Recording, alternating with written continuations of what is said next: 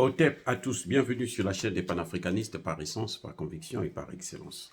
Celle des citoyens kémites par nécessité et obligation de combat. Nous sommes une chaîne qui n'est guidée que par nos ancêtres et rien que par les ancêtres qui appartiennent à l'égrégore du monde noir. Par conséquent, nous ne croyons en aucun Dieu venu de l'étranger. Toutefois, cette vidéo n'est aucunement destinée à inciter à la haine ou à la violence, car nous menons un combat qui est d'abord et avant tout spirituel, intellectuel et démocratique. Ensuite, il est politique, géopolitique et géostratégique. Contre l'impérialisme, le colonialisme, le néocolonialisme et l'endocolona, qui sont tous qualifiés de crimes contre l'humanité. Nous menons ce combat sur la base du principe fondamental que nous avons hérité de nos ancêtres kémites, qui est celui de la Mahat, c'est-à-dire solidarité, vérité et justice. Vous êtes donc en droit de connaître la vérité et nous avons l'obligation de vous dire la vérité, rien que la vérité, afin que justice soit rendue au continent africain. Et ça, c'est notre modeste contribution dans cette noble lutte en faveur de la souveraineté, la dignité, la solidarité et l'unité africaine. C'est exactement ça que nous appelons le panafricanisme.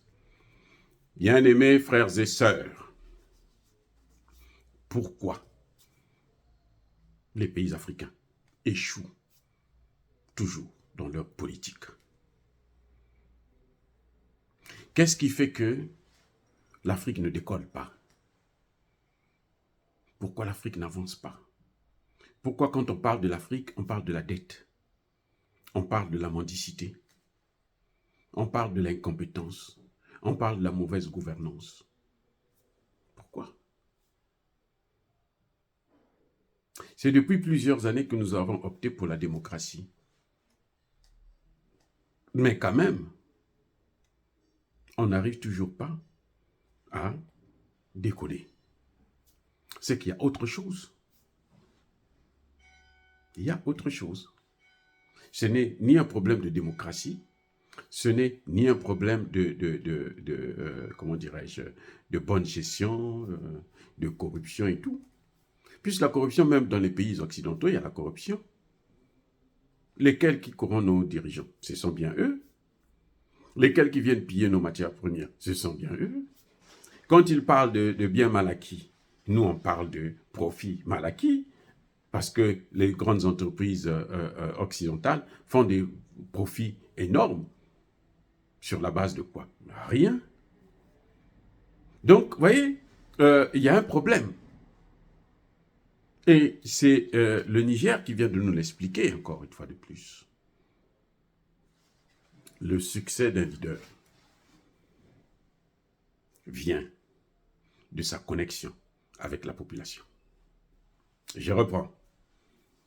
Le succès d'un leader, ce n'est pas parce qu'on est élu démocratiquement ou parce qu'on est issu d'un coup d'État, mais c'est parce qu'on est connecté avec sa population.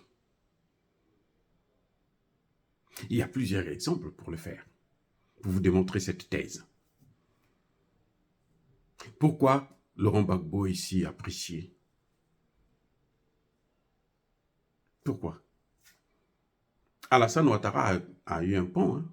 Il a construit un pont. Il a construit le stade de la CAN. Vous avez vu la pourriture là de la CAN. Il a tout fait. Il a fait venir plus de militaires, de mercenaires français. Mais il n'a toujours pas le succès. Dans la jeunesse, au sein de cette jeunesse ivoirienne, non. C'est Gbagbo qui est préféré. Bédié avait été élu. Bédié n'a pas eu le même succès que Gbagbo.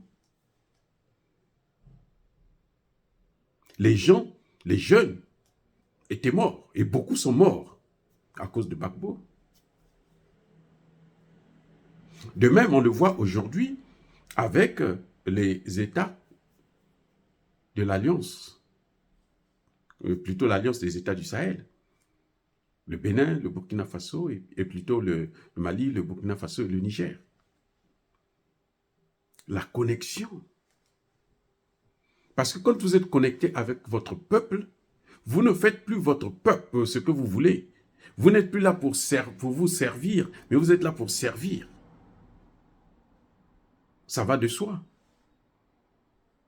Vous êtes avec, c'est comme dans la maison. Quand vous gérez votre famille, votre femme et vos enfants, c'est comment? Vous ne faites pas les choses sans demander l'avis de votre femme. Vous parlez avec votre femme avant de prendre de grandes décisions. Vous parlez avec les enfants avant de prendre des grandes décisions. Vous discutez. Parfois, il peut avoir un avis contraire, il s'explique. Et parfois, ça peut vous faire reculer si vous étiez prêt à commettre une erreur. Donc, c'est la connexion avec son peuple qui fait la grandeur d'un leader. Mais pour être connecté avec le peuple, il faut savoir communiquer, savoir parler avec lui. Il faut lui expliquer vos problèmes. Nous avons tel problème. Qu'est-ce qu'on peut faire? Et ils vont vous donner des solutions. Parce que le peuple est plus intelligent que le leader. Non. D'ailleurs, un bon leader se reconnaît par le choix de ses collaborateurs. Tant que vous n'êtes pas capable de faire le choix des bons collaborateurs, vous ne pouvez pas gérer correctement. Vous êtes incompétent. Tout commence par là. Mais ces collaborateurs, ce sont lesquels? Ce sont ceux que vous envoyez qui vont parler avec la population parce que toutes les solutions sont avec eux. Eux, ils vont vous dire que non, mais ce n'est pas eux qui gouvernent. Ils ne gagnent rien. Pratiquement rien. Ils vont vous dire que non, nous, pour être contents, nous voulons, par exemple, comme on l'a vu dans ces 3 pays-là, nous voulons le départ de la France. Les soldats français, ils n'ont qu'à partir. Ils n'ont rien foutu, ils sont venus ici depuis 60 ans. Nous, on n'a même pas une armée capable de défendre nos intérêts. On ne veut plus d'eux. Dès qu'ils ont fait ça, c'est fini. C'est pour ça que j'ai dit dans ma dernière vidéo, concernant le Tchad, j'ai dit, mais que Idriss Déby, Kaka Déby, ou comment vous l'appelez, Succès Masra, sache que le pouvoir est là, au Tchad. Ça se passe à N'Djamena. Je veux dire N'Djamena parce que c'est la capitale, mais ça se passe au Tchad. Il faut écouter cette population. Que veut cette population? Celui qui va écouter cette population, qui va prendre des engagements sans peur et clairs et nets en ce qui concerne les bases militaires françaises, le CFA, même la rébellion va s'arrêter. Et je reprends. Monsieur Kaka Déby, si vous voulez arrêter la rébellion, la meilleure façon d'arrêter la rébellion, c'est de chasser les Français. Parce que tant que les Français seront là, ils ont besoin de cette rébellion pour vous rappeler qu'attention, si vous ne faites pas attention, si vous ne faites partir, eux, ils vont venir vous prendre le pouvoir.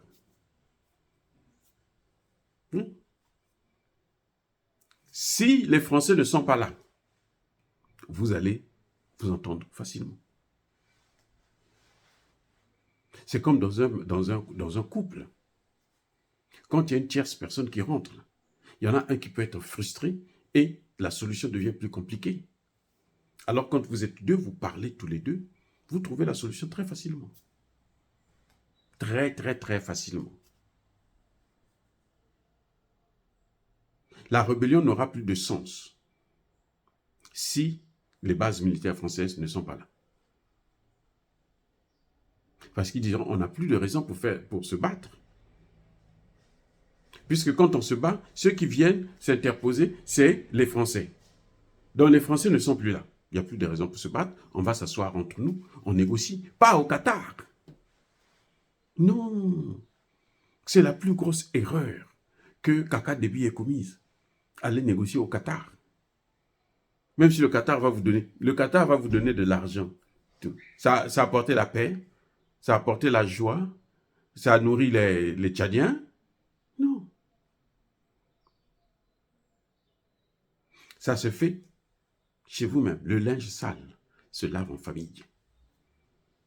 Mais c'est dit que pourquoi nous, Africains, on veut toujours copier les cultures des autres? Nous avons la meilleure culture, c'est la meilleure. Parce que l'Africain, là, il n'a jamais osé, il n'a jamais décidé, pensé à aller coloniser d'autres pays, prendre des autres en esclavage. Les Arabes et les Blancs, ils ont fait ça. Ils nous ont tués. Et ils ne font que ça jusqu'aujourd'hui. Et vous prenez quand même leur culture, vous pensez que c'est mieux. Allez, on va faire comme eux, ils font.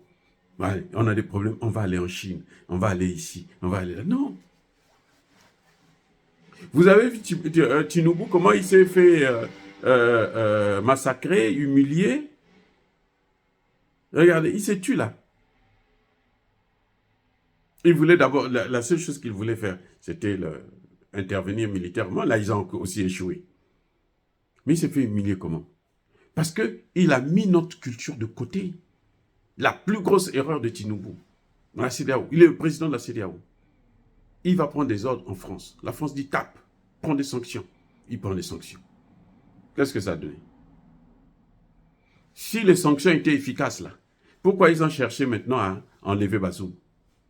Si les sanctions étaient efficaces, pourquoi chercher à exfiltrer Bazoum? C'est l'erreur de Tinubu. Tinubu, c'est que notre culture, là, on ne règle pas les problèmes comme ça.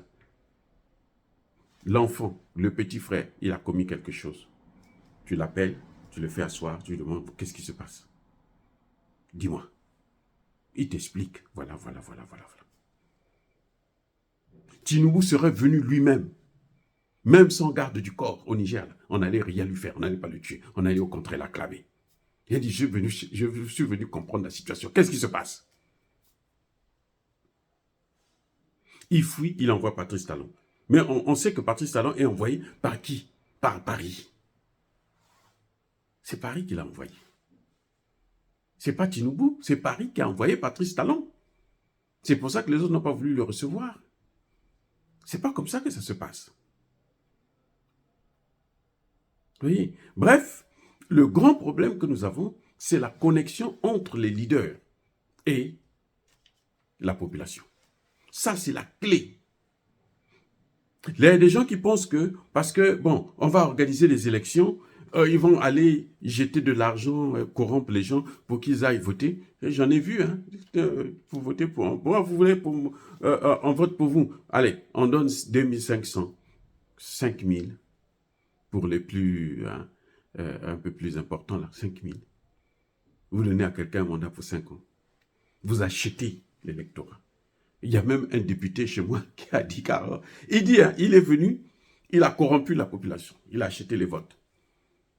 Vous venez, vous donne 2000, allez-y voter, 1000 francs, allez-y voter. Les gens vont voter, ils ont voté en masse. Il est parti 5 ans, il n'est jamais venu. Député, 5 ans, il n'a jamais mis pied pour venir. Bon, écoutez, moi, la mission que vous m'avez donnée, voici ce que j'ai fait, voici là où nous en sommes, qu'est-ce que vous voulez que je puisse encore proposer? Parce qu'en fait, c'est ça, quand tu es député là, c'est pas toi qui vas parler, toi tu vas seulement transmettre le message de ton peuple, de ceux qui t'ont élu. Mais si tu n'es pas connecté avec ce peuple-là, tu vas aller transmettre quel message? Tu vas aller transmettre ton message, celui qui est à ton niveau de député, qui ne connaît pas la misère d'en bas, qui ne connaît pas la souffrance, qui a beaucoup d'argent. Donc ce député va carrément, il passe 5 ans, quand on lui demande pendant au cours du mandat, là, mais toi on ne te voit jamais ici là depuis que il dit, mais qu'est-ce que vous voulez que je vienne faire? J'ai acheté les voix, donc pendant 5 ans je suis tranquille. À la prochaine élection, il vient, il s'excuse. Ah non, écoutez, cette fois-ci, je vais faire autrement et tout, pardonnez-moi. Allez, tenez encore de l'argent. Les mêmes imbéciles, ils prennent encore de l'argent. Et le pauvre con, il continue encore à faire la même chose. Voilà. Donc, la connexion est fondamentale pour votre efficacité, pour avoir les idées. Parce que quand vous les regroupez là pour dire, bon, qu'est-ce qu'on fait? Au lieu que vous vous cassez la tête seul à réfléchir dans votre maison, avec votre femme et tout, et vos enfants, qui ne connaissent pas. Parce qu'on ne réfléchit pas de la même façon dans un taudis comme dans un château. Ils ne connaissent pas les problèmes d'en bas. Oh, quand vous venez les voir, ils vous disent, non, on a tel problème. Ah, mais ça, comment on peut faire ça? Ah, non, vous pouvez faire ça, vous pouvez faire ceci, vous pouvez faire cela. Ce que tu peux faire, ce qui est logique là, ce qui est facile, tu lui dis, oui, ça c'est faisable. Mais ça là, c'est pas possible parce que voilà. La connexion. L'échec de nos gouvernements, même l'échec de nos armées, la force de l'armée malienne, les FAMA, burkinabé, et aujourd'hui celle du Niger, c'est quoi? C'est la connexion avec la population. C'est le peuple qui les élève. Vous avez vu comment on parle à Traoré? Il va aller en Arabie Saoudite, il dit non, tu pars pas. C'est là-bas qu'on a empoisonné Ali Bongo. Donc tu n'as pas à aller là-bas. Il y a des pays comme le Kenya qui est là, partout, parce que non, les coups d'État, pas des coups d'État, parce que tout ça là, parce que lui, il a été élu par les Américains. Ok, tu pars pas là-bas. Parce que si tu pars dans ces pays-là, ils vont t'empoisonner. C'est ça la règle. S'ils ne peuvent pas vous avoir par les balles en tuerie directe, eh bien, ils vont vous empoisonner. C'est leur spécialité. Donc, la connexion, c'est le problème numéro 1 de nos dirigeants. Ils pensent que parce qu'ils organisent des élections et tout, et puis ils vont faire voter les gens en distribuant des billets de banque par-ci par-là, qu'ils sont connectés avec la politique. Non, ils ne sont pas connectés. Parce que tout ce qu'ils font là, ce n'est pas ce que le peuple veut. Le peuple, pour faire ce que le peuple veut là, c'est le peuple lui-même qui va vous dire. Regardez au Tchad. Les populations demandent que les Français quittent leur territoire. Kaka Déby ne veut pas le faire. Il préfère aller en France pour aller demander à Emmanuel Macron l'autorisation d'être candidat et que, comment Emmanuel Macron va faire pour l'aider pour qu'il puisse être élu. Emmanuel Macron demande aussi sa contrepartie. Et puis ça entraîne des problèmes. Tu ne peux pas s'en sortir. Regardez Tshisekedi. La population marche pour dire non, la MONUSCO, là, non, on n'en veut plus. Lui, il vient, il mate cette MONUSCO. Maintenant, quand il arrive à l'approche des élections, ben, il est obligé. Ah, mais il se rend compte que non, mais c'est cette population qui va venir. Elle veut le départ. Il court encore aux Nations Unies pour dire non, partez. C'est ça la connexion. C'est le problème fondamental de nos leaders. Ils ne sont pas connectés avec leur population. C'est le problème, ce qui a causé l'échec de nos armées face au terrorisme. La connexion. Ils n'étaient pas connectés avec les populations. Dire cela, c'est inciter à la haine ou à la violence. Non. Il y a ma colère, il y a ma lèvre. Encore une fois de plus, bien-aimés frères et sœurs, sachez-le, vous avez vu le président Traoré, lorsqu'il y a eu le coup d'État, la population est venue encercler la maison. Ce n'est pas les militaires qui sont venus le protéger, c'est la population. Ils disent, si vous voulez le tuer là, passez d'abord sur nos cadavres. Et ça, c'est beau. Quand on est un leader, il n'y a pas mieux que ça. C'est mieux que le tapis rouge. Ça veut dire que quand la population vous aime, là, le tapis rouge, là, c'est rien. Je vais vous donner un autre exemple.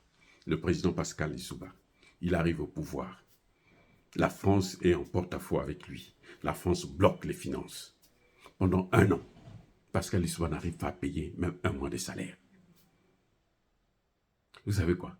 La population, ce qu'il a élu là, les gens disent, même si on va rester 2 ans là, non, on va rester comme ça. On va souffrir. Ça faisait mal à François Mitterrand. François Mitterrand a failli devenir fou. La population dit non, on veut de lui. Il fait notre travail. Bon, il a des difficultés. Et lui, il explique. Moi, j'ai tel problème là. Les Français ont bloqué. Les gars disent, tant pis. Le jour qu'il a commis l'erreur d'aller maintenant embrasser les Français, au lieu de s'attacher à cette même population, qu'est-ce qu'il a fait? Il est tombé. Soyez bénis. Je persiste et je signe. Soyez abondamment bénis par le Dieu des Kémites et par nos ancêtres angélisés.